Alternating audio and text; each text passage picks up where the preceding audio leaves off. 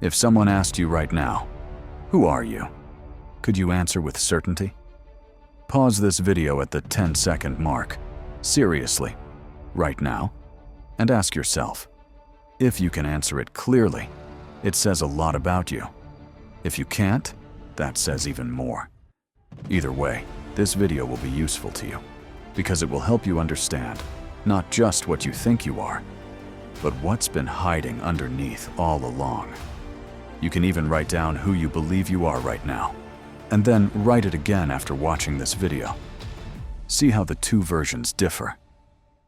When I've done this exercise live, people often cry, not because they found something ugly, but because they finally saw something true. Most people go through life wearing names that were given to them, not chosen, titles, labels, personas. But when all of that is stripped away, what's left? Carl Jung believed that the real self isn't something you invent, it's something you uncover. And in this video, I'll give you 10 of Jung's deepest questions. Questions he would ask not to impress you, but to expose you. Each one will peel back a layer. Each one will challenge the story you've told yourself. And by the end of this video, if you've been honest, you'll know more about yourself than most people learn in a lifetime. But fair warning, this isn't comfortable, this isn't motivational fluff, and it's not designed to make you feel good. It's designed to make you real. So if you're ready, really ready, let's begin. Most people think they know who they are, but what they actually know is who they were told to be. From the moment you were born, the world started shaping you. Parents gave you expectations, teachers gave you rules, friends gave you roles, society gave you masks, and somewhere along the way, you forgot where the mask ends and where you begin. Carl Jung called this the persona, the face you show to the world. But behind it, there's the part of you you hide, reject, suppress. That's what he called the shadow. And here's the tragedy. You've spent more time becoming what others wanted than becoming who you truly are. You became the good son, the reliable friend, the strong one, the one who doesn't complain, the overachiever, the helper, the quiet one, the people pleaser, the rebel, the fixer. But none of those are you. They're just roles, adaptive patterns, scripts that kept you safe, but cost you clarity. And now, when someone asks you, "Who are you?" your mind goes silent because your real self was buried long ago just to make others comfortable. Jung believed that the journey of life is not about becoming something new, but about remembering what's been repressed. He wrote, "The most terrifying thing is to accept oneself completely, because once you do, you can't unsee it. You can't pretend anymore. You can't go back to being the mask." And that's exactly why most people never ask the hard questions, because they're afraid of what they'll find. But if you've made it this far, maybe you're ready to find out. Because the truth is, you can't build a real life on a false identity. And the longer you delay, the deeper you sink into roles you didn't choose. So now let's begin. These are 10 of the deepest questions Carl Jung would ask you, not to label you, but to break the surface and finally let the real you breathe. Question 1. What mask do you wear most often, and why? Everyone wears a mask. That doesn't make you fake, it makes you human. You wear one at work, another with your family, a third one online. And sometimes you've worn it so long, you forget it's a mask at all. Carl Jung called this the persona, the social face we present to the world. It's who we pretend to be liked, to be accepted, to be safe. But every persona comes with a price. The more polished your mask, the more distant your soul becomes. So ask yourself, what role do you play most often? The one who's always calm? The one who's always strong? The one who never asks for help? And why? Is it because that's who you truly are? Or because you're afraid of who you'd be without it? Look closely. The mask you wear the most usually hides the part of you you're most afraid to face. This question isn't meant to shame you. It's meant to make you aware, because you can't take off a mask you don't know you're wearing. And if you can answer this question honestly, you've already taken the first real step. Question 2. What part of yourself do you fear others seeing? Everyone hides something, not because it's evil, but because it feels unacceptable. Maybe it's your anger. Maybe it's your neediness. Maybe it's your envy, your fear, your shame. You've pushed it down, covered it up with a smile, replaced it with control, and told yourself, that's not me. But Carl Jung would say otherwise.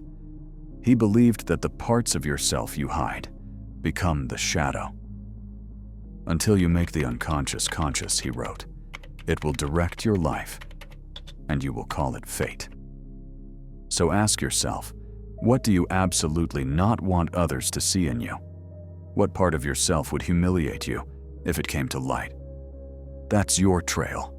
That's the thread that leads to what you've buried, and what's quietly running the show behind the scenes. You don't need to confess it to the world, but you do need to admit it to yourself. Because the more you avoid that part, the more it controls your life from the dark. Answer this one with honesty, and you'll start to see which version of you is real, and which one is just a defense mechanism with a name tag. Question 3. When do you feel most alive? And why aren't you there more often? There are moments when something inside you wakes up. Your heart beats louder. Time slows down. The world feels sharp, clear, and real. And for a few seconds, you remember what it means to be alive. Now pause. What were you doing in that moment? Were you creating? Were you risking something? Were you finally being honest? Were you alone, or with someone who sees the real you? Carl Jung believed that these moments aren't accidents. They're signals. Signals from the self, the deeper, whole version of you that's been waiting to come online. You don't feel alive by chance. You feel alive when you're aligned with something authentic. So ask yourself, why aren't you there more often? What's keeping you stuck in the dull, numb, polite version of life? What excuses do you give yourself? Time? Fear?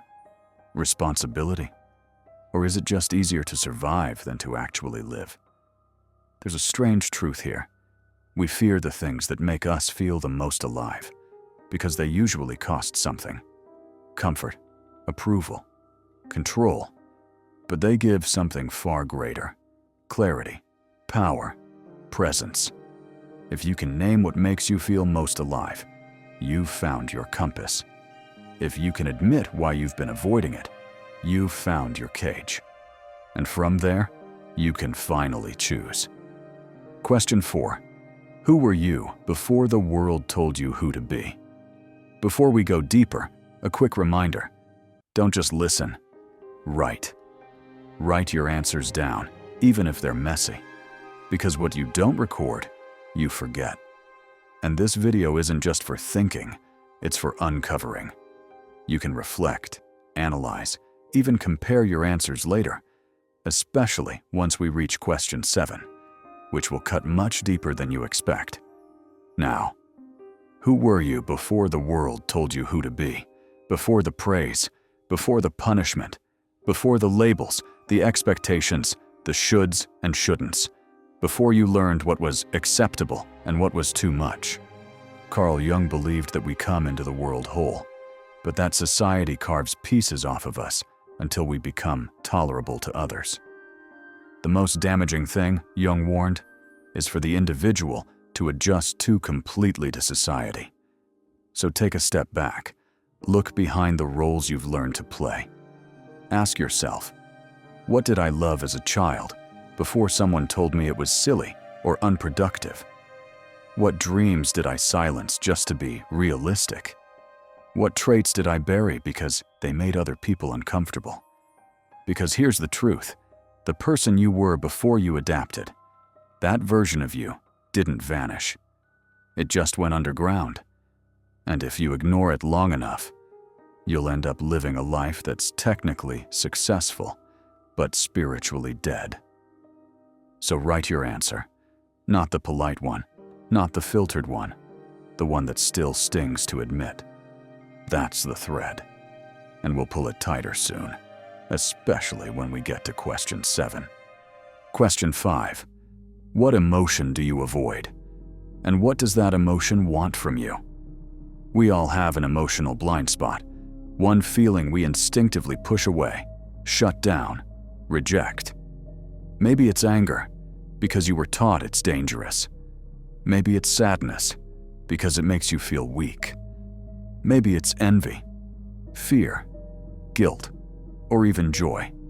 Yes, joy. Because even happiness can feel unsafe when you've spent your life expecting it to be taken away. Carl Jung taught that every repressed emotion doesn't disappear.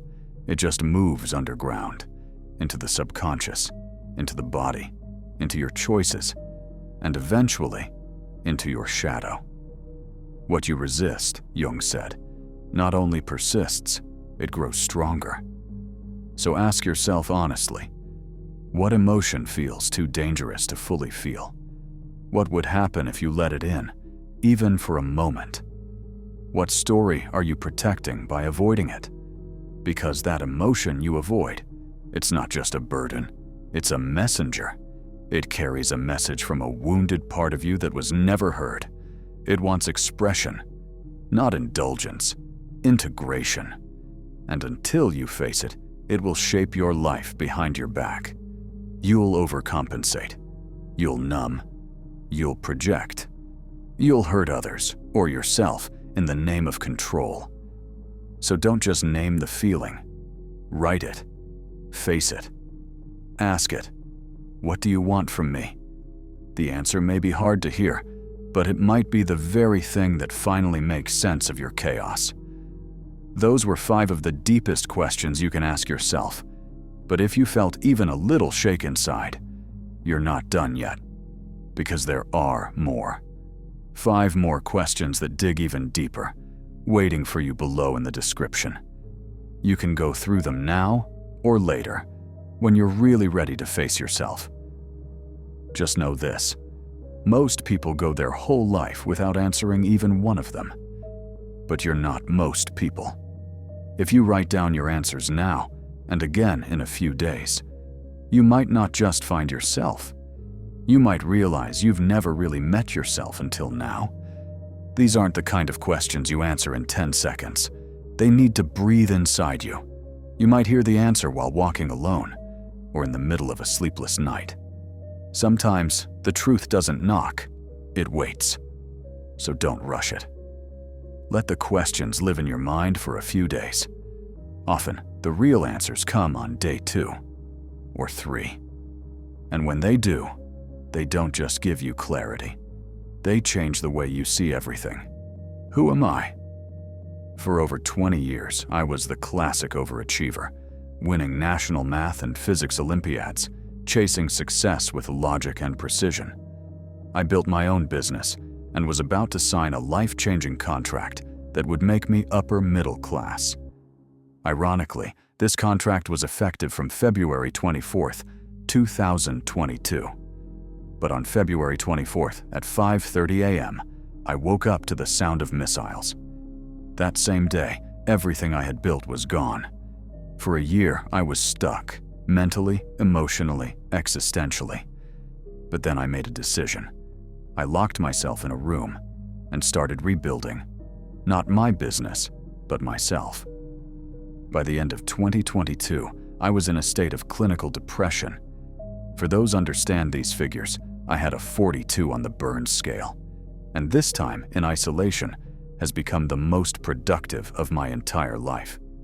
In 2.5 years, I learned English, took a course in general psychology at Philadelphia University, wrote 2 books, voiced 14 audiobooks, and now I'm starting this channel.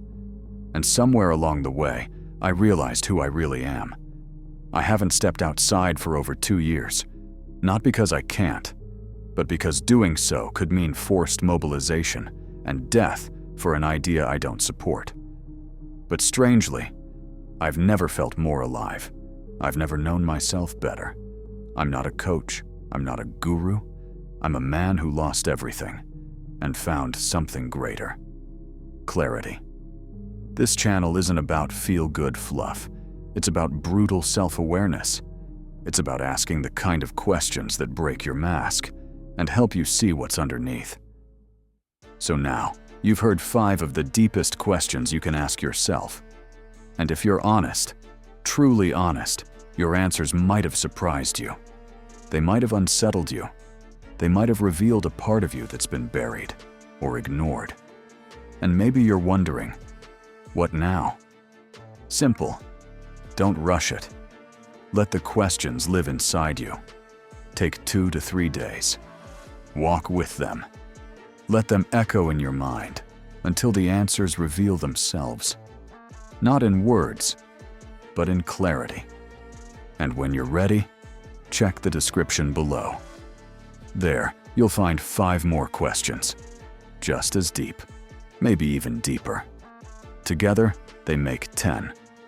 But even just one can shift the course of your life if you answer it honestly. As I said before, I've answered all 10, not overnight. It took me years of silence, isolation, and pain to arrive at the truth. But once I did, I became unstoppable.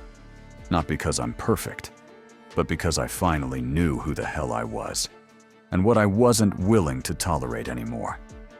If someone asks you tomorrow, "Who are you?" you'll have a better answer, a stronger answer.